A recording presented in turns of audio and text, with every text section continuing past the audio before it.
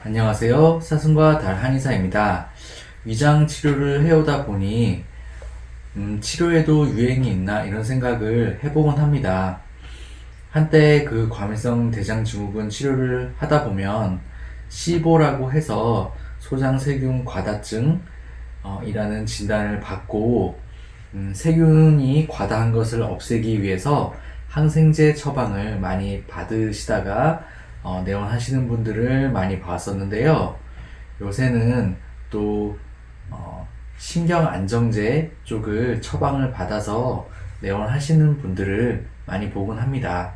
환자분들도 소화기 치료를 계속 받다가 다시 좋아지다가 악화되는 것을 반복하는 것을 보고 이것은 이제 치료가 잘 되지 않고 결국은 신경성이다.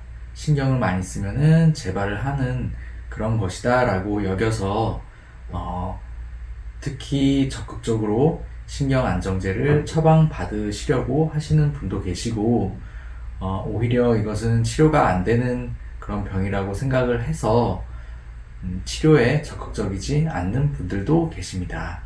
신경을 안정시키는 것 또한 소화기 치료의 한 방편이 될 수 있는 것은 당연하나 소화기 증상을 어느 한 가지만 생각을 해서 바라보는 것이 옳지 않다는 것을 말씀드리려고 오늘 이 영상을 찍게 되었습니다. 제가 과민성 대장증후군을 비롯한 기능성 소화불량을 치료하면서 항상 말씀드리는 것이 6가지 원인인데요. 한 가지 원인으로 설명을 해드리면 뭔가 간명해 보이고 또 대처 방안도 되게 간단하게 접근할 수 있을 것 같다는 생각이 들긴 하지만은 어쩔 수 없이 인체는 복잡하기 때문에 6가지 원인으로 크게 나눠서 설명을 드리고 있습니다. 환자분들을 보면 이 6가지 원인 중에서도 여러 가지가 복합적으로 나타나는 경우가 대부분입니다. 또 그 복합적인 원인 중에서도 주 원인이 있고 또 부차적인 원인이 있는데요. 예를 들어서 신경성이 주 원인이라고 하더라도 어떤 다른 부차적인 원인을 제거해 주지 않으면은 치료가 깔끔하게 마무리되지 않는 경우가 있습니다. 예를 들면 저 같은 경우에도 과민성 대장증후군을 앓았었는데 예전 영상에서도 한번 말씀을 드렸었는데 저의 과민성 대장증후군을 치료할 때 초반에는 신경성으로 인한 기기 울체를 풀어주는 방법을 써서 증상을 많이 좋아지게 했고 그 이후에 소화기 냉증이 있는 것을 확인하고 냉증 치료를 겸해서 또 많은 효과를 낼 수 있었습니다. 그런데 이 2가지 방법을 2가지 원인을 제거하더라도 소화기 증상이 완전히 마무리되지 않는 것을 확인하였습니다. 그래서 그 부차적인 원인인 소화기 건조증을 해결했더니 거의 대부분이 증상이 개선이 되었고 지금은 이제 가리는 음식 없이 골고루 그렇게 복용이 가능한 상태입니다. 한의학에서 신경성 소화불량을 치료한다고 하면 기기 울체를 풀어주는 향부자나 시와 같은 약재도 있고 그 다음에 신경을 안정시켜주는 용골모려 또는 복령이나 황령 같은 약재도 있고 또 기기가 소통이 안 되는 것을 해결해주는 진피나 후박 같은 그런 약재들도 있습니다.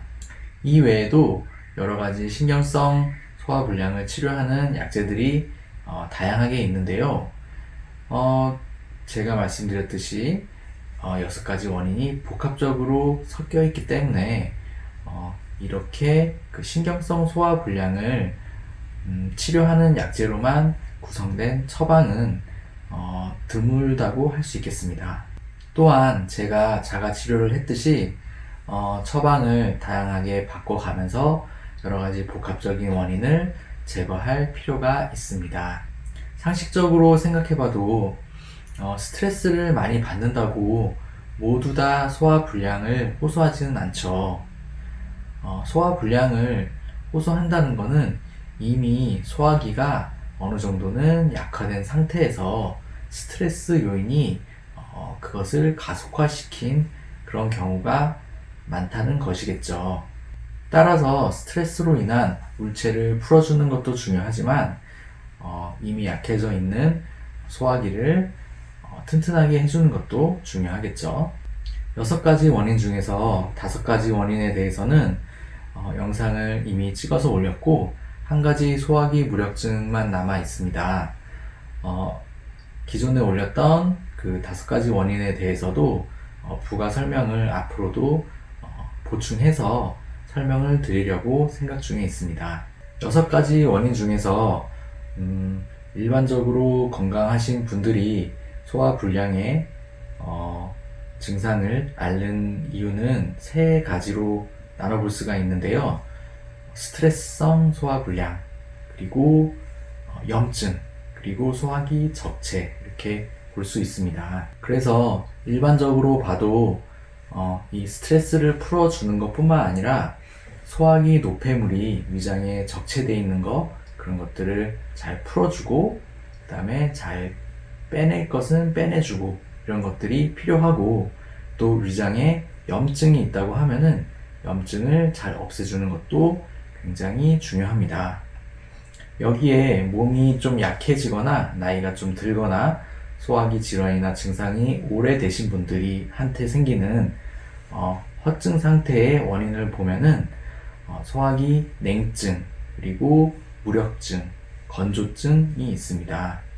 앞에 말씀드린 그 3가지 원인 뿐만 아니라 이 허증의 원인 3가지가 겸해 있다고 하면은 이럴 경우에는 치료가 좀 오래 걸리고 좀 더 안치인 상태로 소화기 질환이 진행이 되었다, 이렇게 말씀드릴 수 있는 것입니다. 앞서 저의 경우에는 실증 중에서는 스트레스성 소화불량이 있었고, 허증 중에는 냉증이 있었는데 부원인으로 건조증도 조금 포함이 돼 있어서 이 3가지를 모두 개선시키자 거의 과민성 대장증후군을 극복할 수 있었다고 말씀을 드리는 것입니다. 위장 문제를 염증이다, 또는 신경성이다, 세균 과다다, 이렇게 어떤 한 가지로만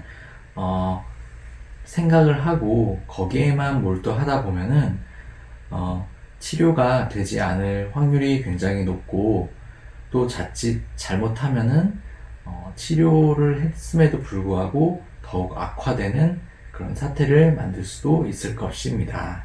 소화기 질환이나 증상이 오랫동안 낫지 않고 또 나았어도 재발을 반복한다고 하면은 이러한 그 복합적인 원인이 내 몸에 얼마만큼의 비중으로 작용되고 있는지를 진단을 받아볼 필요가 있겠습니다. 최근에 임상에서 잘 낫지 않는 기능성 소화불량이나 과민성 대장증후군을 어떤 신경성이라고만 생각을 해서 해결하려고 하는 그런 환자분들을 최근에 좀 많이 보고 나서 이런 말씀을 좀 드려야 되겠다 생각을 해서 오늘 영상을 찍게 되었습니다. 감사합니다.